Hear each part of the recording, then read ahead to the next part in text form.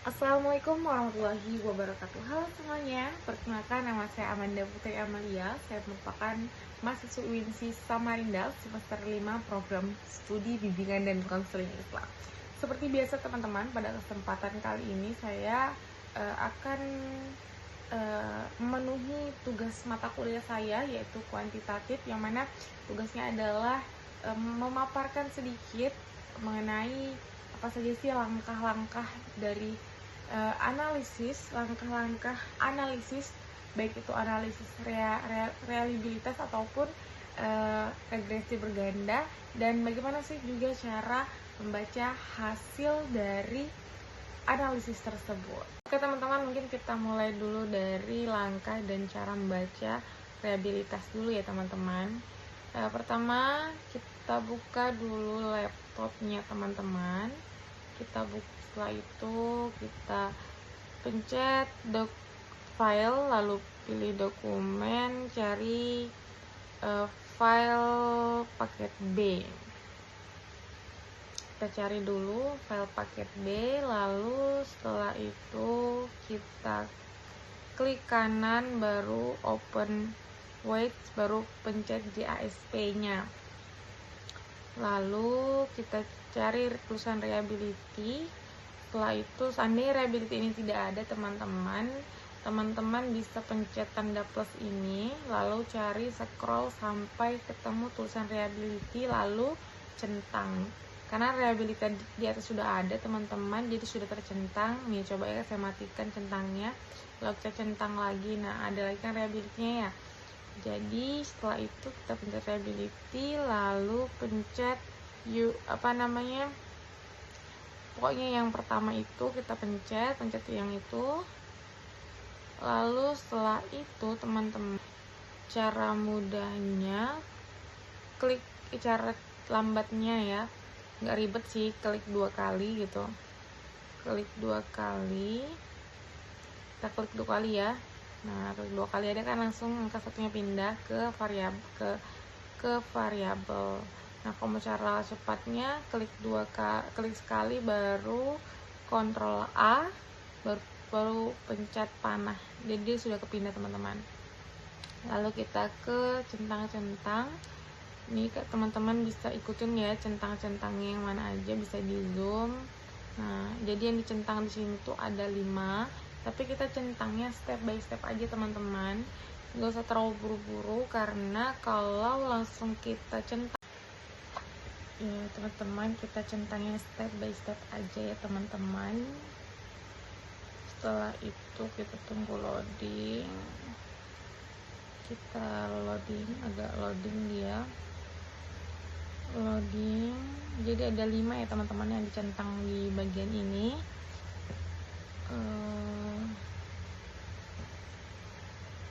Lalu di sini kita itu mencari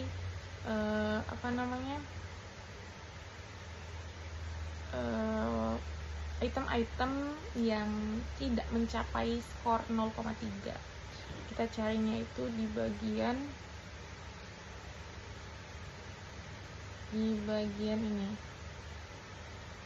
di bagian estimate. Kita cari di bagian estimate ya teman-teman. Kita cari di bagian estimate.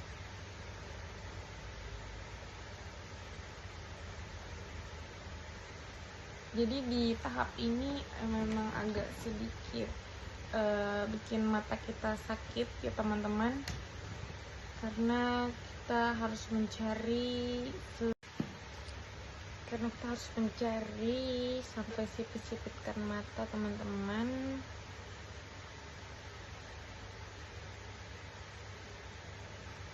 Di langkahnya itu kita lihat estimate-nya dulu. Kalau seandainya ada yang di bawah 0,3, kita geser, lalu kita lihat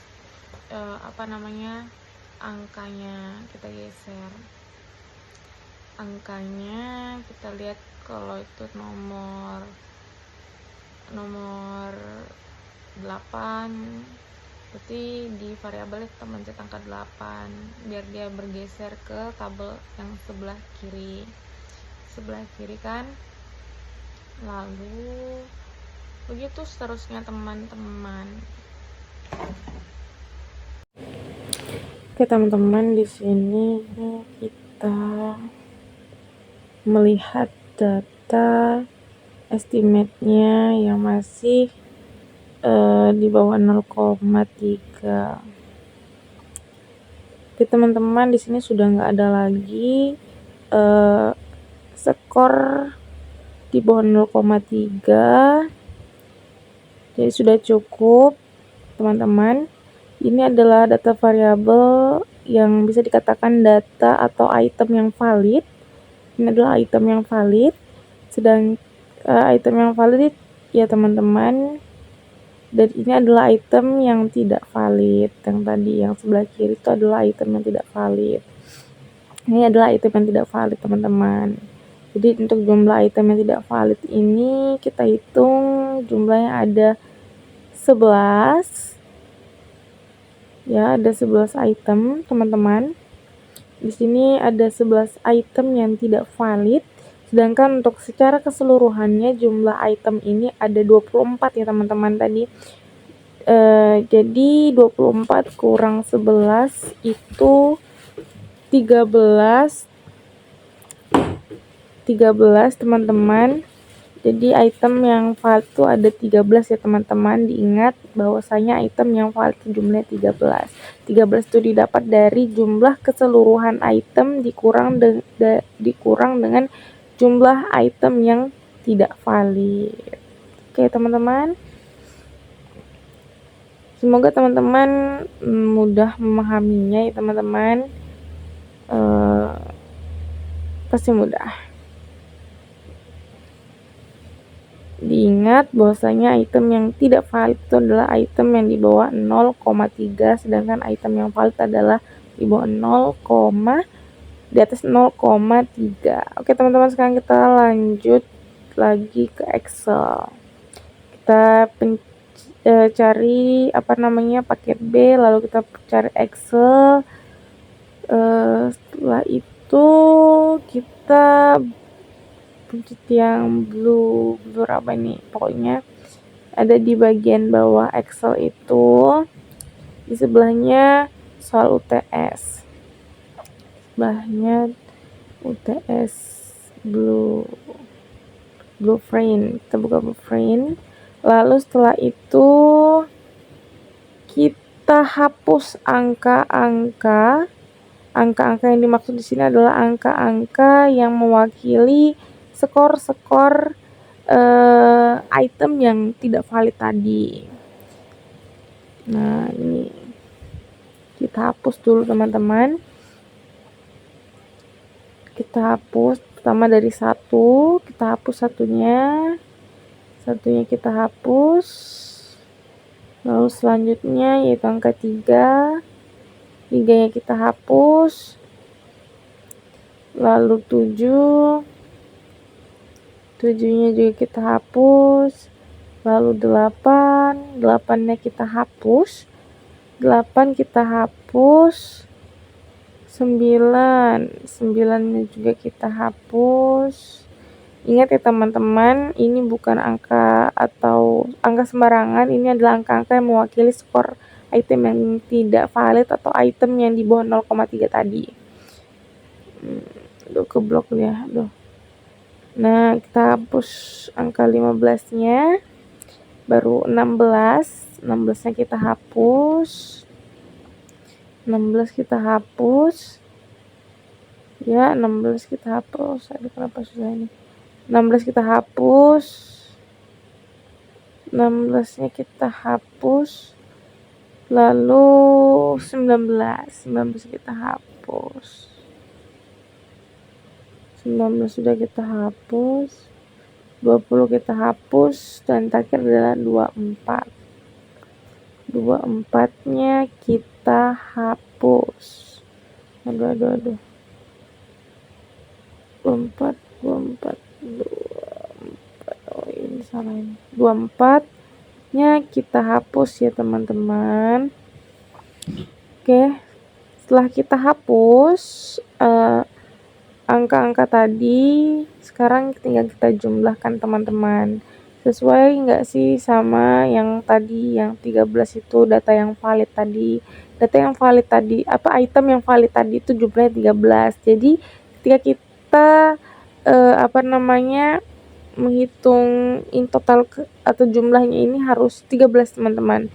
Baik, nah ini 4 yang di favorin ada 1 tambah 3 4 2 tambah 3 5 2 tambah 3 1 tambah 3 4 teman-teman. Intinya teman-teman di sini setiap baris tuh harus ada yang mewakili teman-teman, entah itu dari yang sebelah kiri atau sebelah kanan. Apa sih tulisannya nih? Part 4 apa sih tulisannya teman-teman? Nanti teman-teman zoom aja ya. Pokoknya jumlahnya tuh harus 13. Kalau jumlahnya tidak 13 berarti ada yang salah.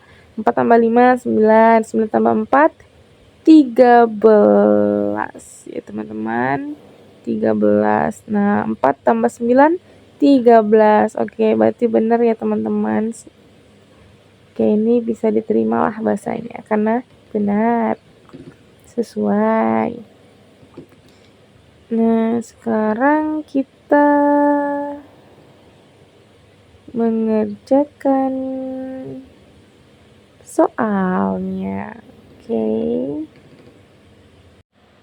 di sini kita akan jawab soal ya teman-teman.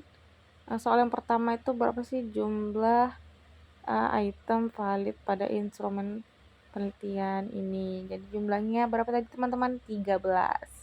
Oke, kita lanjut soal kedua, yaitu berapa sih skor koefisien Cronbach alpha pada instrumen penelitian ini? Yaitu 0,828. Oke, ini valid ya teman-teman karena dia di atas 0,7. Apakah instrumen penelitian ini layak digunakan dalam penelitian? Jelaskan. Jawabannya adalah layak teman-teman. Layaknya itu karena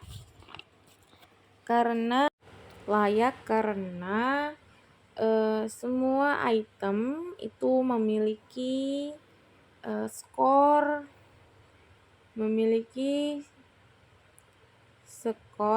di atas 0,3. Kemudian skor Cronbach alpha-nya itu di atas 0,7. Itu kan tadi Cronbach alpha-nya itu 0,828 ya, berarti itu di atas 0,7. Dan kemudian semua indikatornya terwakili teman-teman. Jadi untuk 3 poin itu terpenuhi, baik itu dari itemnya yang di rata-rata skornya di atas 0,3, kemudian juga skor Cronbach alpha-nya juga di atas 0,7 dan indikator-indikatornya terwakili. Oleh karena itu, instrumen penelitian ini dikatakan layak digunakan dalam penelitian teman-teman.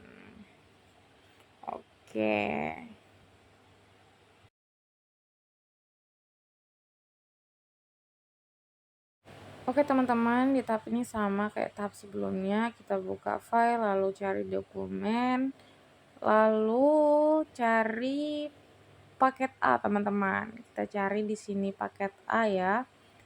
Mana paket A-nya? Kita cari paket A-nya.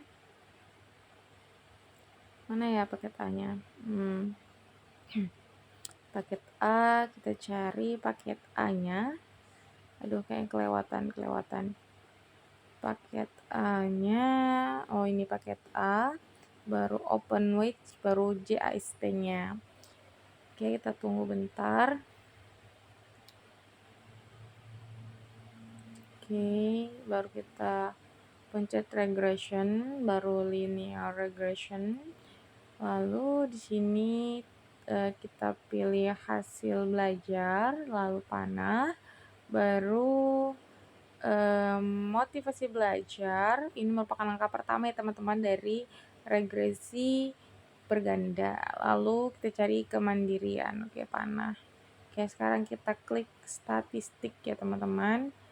Oke, kita klik statistik di sini, statistik ya, ada ya tulisan statistiknya. Kita klik, baru kita seperti biasa, seperti sebelumnya tadi kita centang-centang yang memang harus dicentang. Nah, diingat ya teman-teman, apa aja sih yang harus dicentang-centang nih. Error record apa nih, saya susah ngebacanya, agak kecil. Intinya 4, ada 4 di sini yang dicentang. Nah, ini dia data-datanya tadi teman-teman. Di samping linear regression itu, oke, kita di sini tuh teman-teman fokusnya akan membahas 2 hal, yaitu apa sih hubungan dari, apakah ada hubungan hubungan antara motivasi belajar dan kemandirian dengan hasil belajar, dan yang kedua adalah pengaruh motivasi belajar dan kemandirian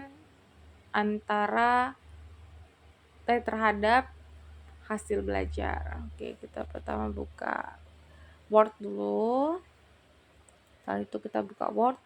Baru tadi kita sudah kopas ya teman-teman. Kopas lalu kita tempel di sini. Pertama adalah model summary. Model summary ini kita akan mencari hubungan dari motivasi belajar dan kemandirian. Oke, jadi di sini tuh karena P itu disimbolkan sebagai hubungan teman-teman, dan hubungannya itu kurang dari 0,01, jadi dapat kita ambil kesimpulan terdapat hubungan antara motivasi belajar dan kemandirian dengan hasil belajar yang dibuktikan dengan nilai P value 0,01 dalam kurung P kurang dari 0,5 teman-teman. 0,5.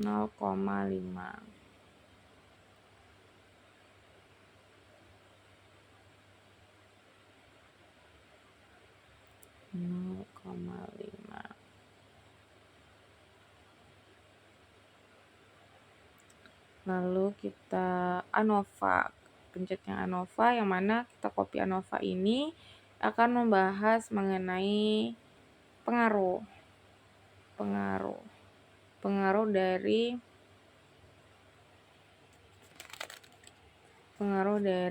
motivasi belajar dan kemandirian terhadap hasil belajar. Jadi yang kita kasih warna itu P dan F. P itu hubungan, F itu pengaruh. Ya teman-teman, di sini dapat kita ambil kesimpulan di ANOVA ini.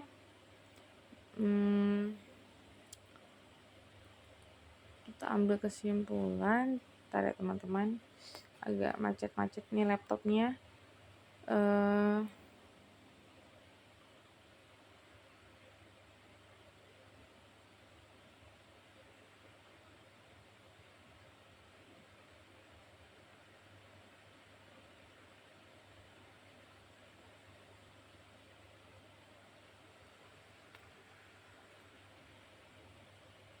Oke, tunggu ya teman-teman. Oke.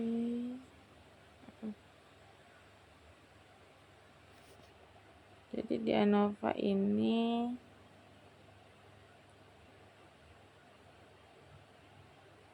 terdapat pengaruh pengaruh antara motivasi belajar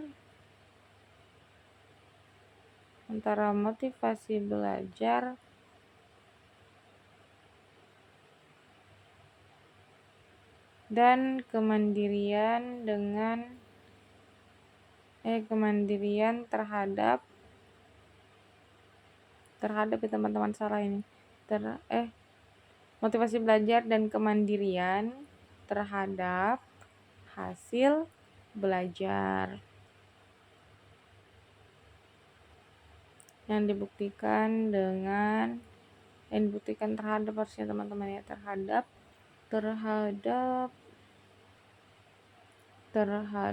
yang dapat dibuktikan dengan p-value 0,1 dalam kurung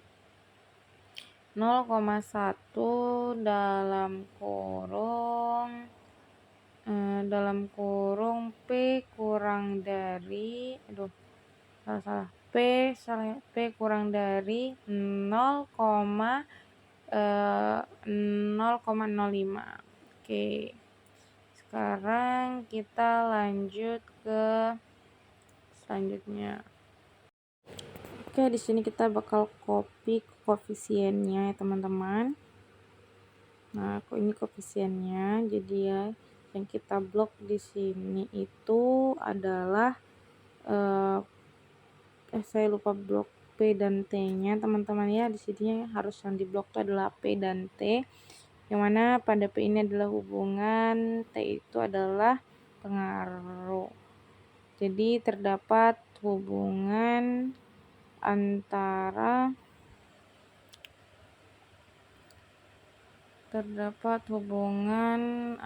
motivasi belajar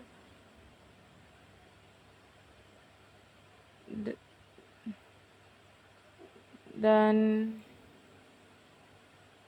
dengan hasil belajar yang dibuktikan dengan p-value 0,01 ya teman-teman, 0,01 dalam kurung P kurang dari kurang dari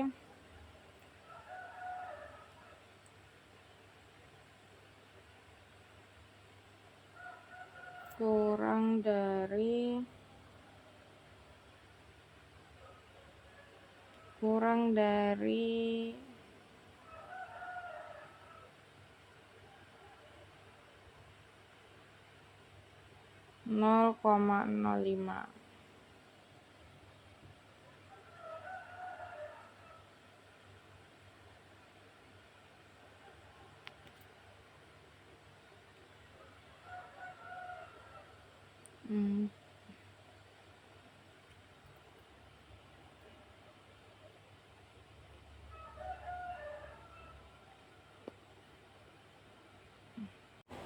Oke, selanjutnya di koefisien apakah motivasi belajar dan kemandirian itu memiliki pengaruh terhadap hasil belajar. Nah, pertanyaan yang muncul di sini adalah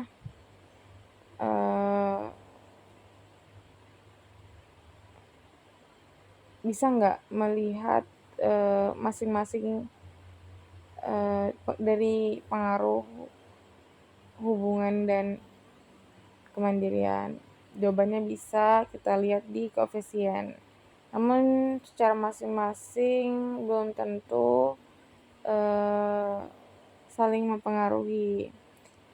Di sini seperti tadi, di sini koefisiennya itu hasilnya adalah motivasi belajar dengan hasil belajar itu memiliki hubungan karena p-value-nya itu di bawah 0,5. Sedangkan untuk kemandirian apakah memiliki dampak untuk hasil belajar atau tidak?